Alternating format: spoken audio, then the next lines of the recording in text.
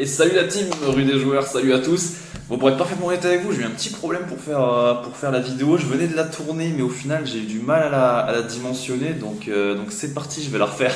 Je vais la recaler. Deuxième fois, c'est pas grave, tant qu'on parle de basket. Moi, ça me chauffe. Donc on va se retrouver pour vous parler du match Golden State Boston, le match 5 qui arrive ce soir et que vous attendez probablement avec beaucoup d'impatience. Pour commencer, comme d'habitude, hein, au préalable, les cotes, je vais les trouver sur Parions Sport, les plus belles actuellement sur le marché. Également en termes de diversification, on est pas mal, hein, on est pas mal du tout avec Parions Sport.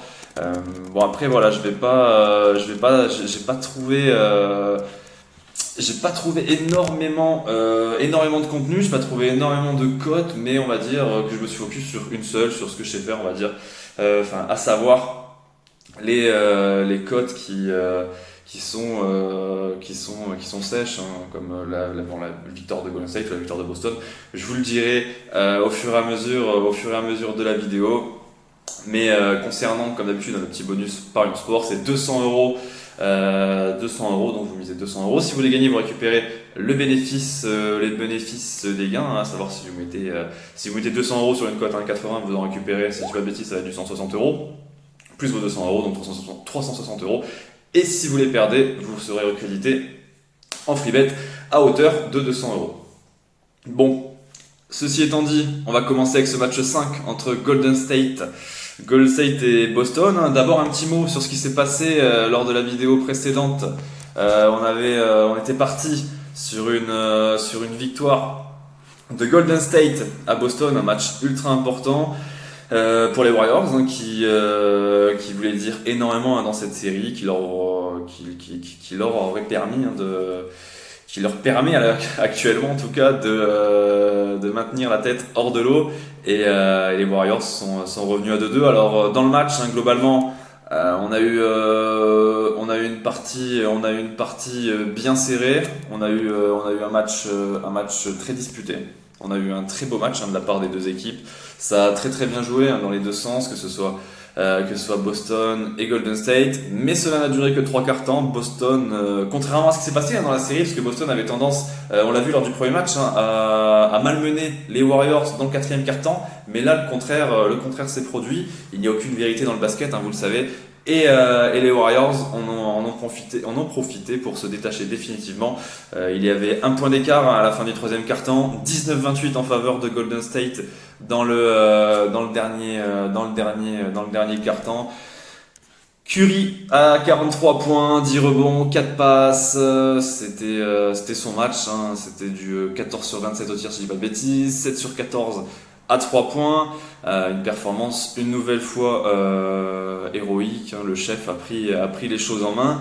Pourtant dans son équipe il y a eu pas mal de déchets, hein, encore un Draymond Green à 2 points, Otto Porter à 2 points, Jordan Poole à 14 points, 21 minutes de jeu, c'est pas forcément ce qu'on attend de lui. Il a encore tenu cette équipe, hein, à bout de bras, sur ses épaules. Il est incroyable. Tout le monde est unanime, hein, pour dire qu'il va avoir le titre de MVP cette année si Golden State venait à s'imposer. Cette fois-ci, il ne reviendra pas à André Iguodala, hein, sauf miracle, hein, dans ce match 5. Mais bon, on voit pas trop comment le MVP des finales 2015 pourrait renverser la tendance, tant Steph Curry est sur une autre planète. 97-107 donc pour ce match 4. Golden State a égalisé de partout dans cette série, ce qui nous donne un match 5 que tout le monde attend, et pas seulement les Américains. Moi je pars sur Golden State, je l'ai mis dans la partie rédac. Pour rappel, Golden State, c'est 10 victoires pour une défaite, hein, en playoff cette saison. Il se passe quelque chose dans cette Chase Center, il y a une atmosphère incroyable, généralement les équipes sont débordées, et le seul match qu'ils perdent, hein, vous pouvez le regarder, hein, c'était contre Boston, hein, c'était contre Boston justement, ce 108 à 120. Golden State qui est passé totalement au travers son 4e quart-temps, on en a parlé juste un peu avant. Il menait je crois c'était 12 ou 13 points de début de 3e quart-temps, on le sait, hein, les Warriors c'est super fort dans le 3e quart-temps, et 4e quart, ils ont pris 16 à 40, un delta donc de 24 points. Ils ne s'en sont pas relevés, hein. On se souvient, Boston, ils pouvaient tirer de n'importe où, ça rentrait dans tous les sens, avec Derrick White à plus de 20 points. Je vois pas Boston reproduire ce genre d'exploit. Enfin voilà, pour vous dire, il faut ce genre d'exploit pour contrarier les plans de Golden State à la maison. Et je vois pas Boston reproduire ce scénario. C'est très compliqué, comme je vous l'ai dit, dans cette salle. 10 victoires, une défaite. Après, il faut pas minimiser ce qu'a fait Boston cette année, que ce soit en saison régulière ou en playoff. En playoff, Boston, c'est 9 victoires pour 3 défaites en déplacement. Donc c'est sûr, il faut pas la prendre à la légère cette équipe, mais tout de même Golden State à la maison, ça devrait le faire. Ça devrait, hein, j'ai envie de dire. Après, ce n'est que mon avis. Je pense que ça va faire 3-2. Je vois bien un petit 3-3 et voilà, on verra bien ce qui se passera dans le match 7. En tout cas, pour le moment, 3-2. J'espère qu'il y aura 3-3 et surtout un match 7. Hein, ça serait terrible. Le match 7, en plus, je crois qu'il va être programmé à 2h du matin, ce qui est encore accessible parce que là, cette nuit encore, hein, c'est 3h du matin et ça, c'est vraiment chiant. Ça casse complètement la nuit. Donc, pour ma part, Golden State 1,67 sur Parion Sport en ligne. Ça, c'est mon avis et j'espère que ça passera comme lors de la précédente vidéo avec une cote à 2,50 pour les Warriors. Je vous souhaite une bonne après-midi, une bonne semaine. Pour ma part, c'est la dernière vidéo de l'année NBA. Du moins, la NBA reprendra aux alentours du 20 octobre. Hein, généralement, c'est 10 jours avant Halloween. Et normalement, vous reverrez ma tête en septembre parce que avec Sylvain, on devrait essayer de voir pourquoi pas faire une petite émission.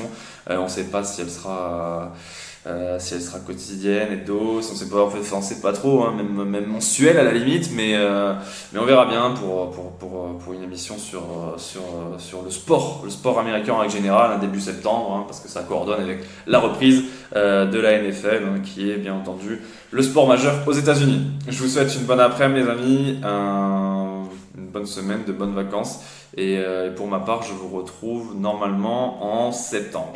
Ciao, ciao!